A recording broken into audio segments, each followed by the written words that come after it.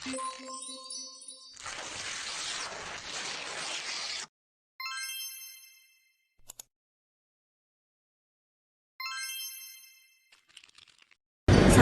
warahmatullahi wabarakatuh. Om Swastiastu, Namo Buddhaya, Salam Kebajikan, Rahayu, Rahayu, Rahayu. Perkenalkan, nama saya Maria Tensia Paba dengan NIM 11121100202.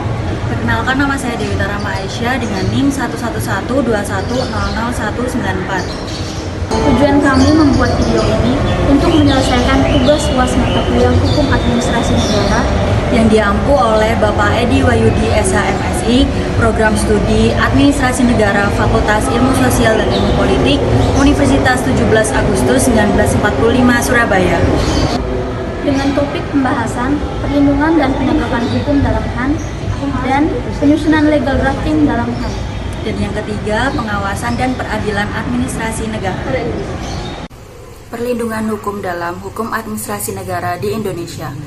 Dalam konteks hukum administrasi negara di Indonesia, perlindungan hukum merupakan konsep yang penting dalam memastikan terlaksananya tata kelola pemerintahan yang baik, adil, dan akuntabel. Adapun beberapa aspek yang tercakup dalam perlindungan hukum administrasi negara di Indonesia: 1. Perlindungan hukum bagi warga negara. 2. Akses keadilan dan kepastian hukum. 3. Pengawasan dan akuntabilitas. Dan 4. Penegakan hukum terhadap penyalahgunaan kekuasaan.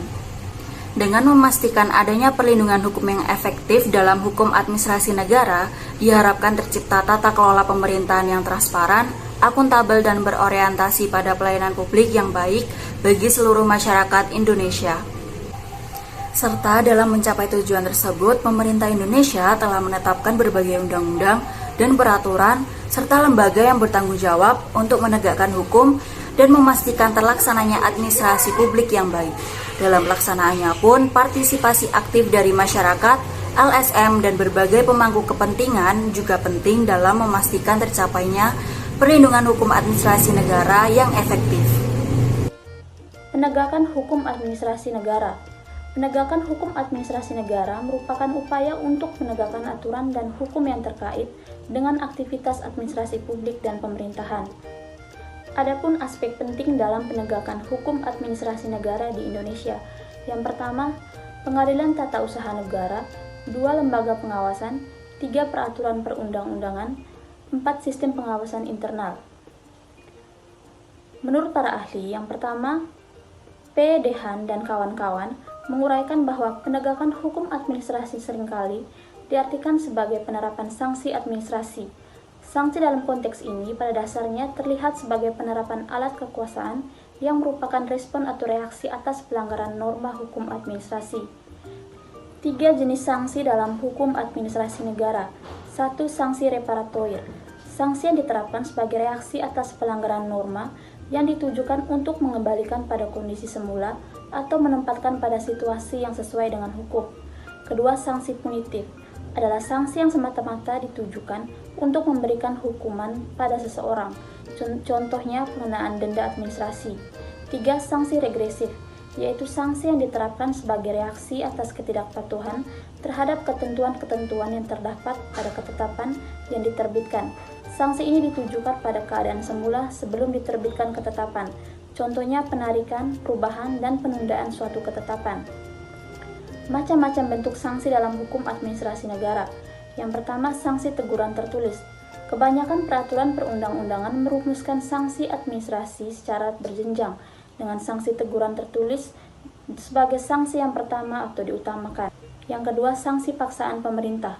Undang-undang Hukum Administrasi Belanda, paksaan pemerintahan merupakan tindakan nyata yang dilakukan oleh organ pemerintahan untuk memindahkan, mengosongkan, menghalang-halangi, memperbaiki pada keadaan semula apa yang telah dilakukan atau sedang dilakukan yang bertentangan dengan kewajiban-kewajiban yang ditentukan dalam peraturan perundang-undangan. Yang ketiga, sanksi penarikan kembali keputusan yang menguntungkan. Ketetapan yang menguntungkan artinya ketetapan itu yang pertama, memberikan hak-hak. Kedua, memberikan kemungkinan untuk memperoleh sesuatu melalui ketetapan. Ketiga, ketetapan itu memberikan keringanan beban yang ada atau mungkin. 4. Sanksi pengenaan uang paksa. 2. Proses penyusunan legal drafting dalam HAN. Dalam konteks hukum administrasi negara, legal drafting merujuk pada proses penyusunan dokumen hukum yang berkaitan dengan tata kelola pemerintahan dan administrasi negara. Legal drafting mencakup penyusunan susunan undang-undang, peraturan pemerintah, peraturan daerah, dan dokumen hukum administrasi lainnya. Beberapa aspek penting dalam legal drafting menurut hukum administrasi negara melibatkan prinsip-prinsip pertimbangan sebagai berikut. Pertama, ketepatan hukum. 2. Jelas dan tegas. 3. Prinsip kepastian hukum. 4. Ruang lingkup dan tujuan yang jelas. 5. Aspek partisipasi. 6. Pemahaman terhadap proses administratif. 7. Evaluasi dan peninjauan rutin. Proses penyusunan legal. Proses penyusunan legal drafting melibatkan serangkaian langkah-langkah yang hati-hati untuk memastikan bahwa teks hukum tersebut jelas, tegas, dan sesuai dengan norma-norma hukum yang berlaku. Adapun prosesnya antara lain: 1. Pemahaman tujuan dan konteks. 2. Riset hukum. 3. Identifikasi dan kumpulkan informasi. 4.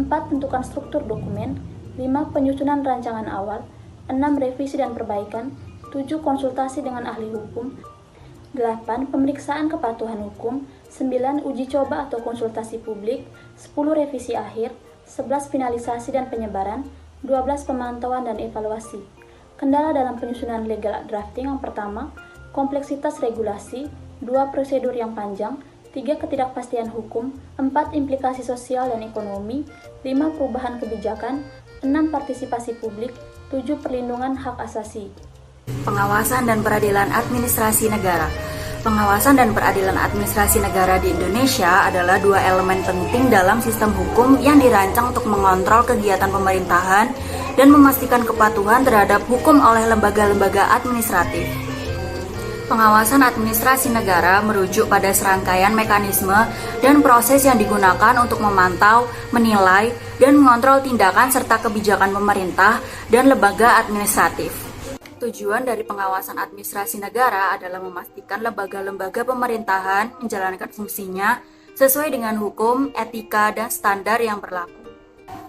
Adapun contoh terkait pengawasan administrasi negara yaitu pengawasan oleh Badan Pemeriksa Keuangan, investigasi oleh Komisi Pemberantasan Korupsi, pengaduan ke Ombudsman, uji materi ke Mahkamah Konstitusi, audit kinerja oleh Inspektorat atau lembaga pengawasan intern, pengawasan legislatif, dan yang terakhir media dan masyarakat sipil. Peradilan administrasi negara adalah sistem peradilan khusus yang menangani sengketa hukum yang berkaitan dengan tindakan administratif yang dilakukan oleh lembaga pemerintahan. Tujuannya yaitu untuk memberikan mekanisme yang objektif dan independen untuk menyelesaikan konflik hukum antara warga negara dan lembaga administratif. Dasar hukum peradilan administrasi negara di Indonesia diatur oleh Undang-Undang Nomor 5 Tahun 1986 tentang Peradilan Tata Usaha Negara UU PTUN yang memberikan landasan hukum, mengatur pembentukan kewenangan dan prosedur peradilan administrasi negara. Pengaturan hukum tersebut menciptakan kerangka kerja untuk memastikan bahwa peradilan administrasi negara berfungsi sebagai mekanisme yang independen dan adil untuk menyelesaikan sengketa hukum yang berkaitan dengan tindakan administratif pemerintah. Sekian video presentasi dari kelompok kami. Mohon maaf apabila ada salah kata. Wassalamualaikum warahmatullahi wabarakatuh. Tuhan memberkati.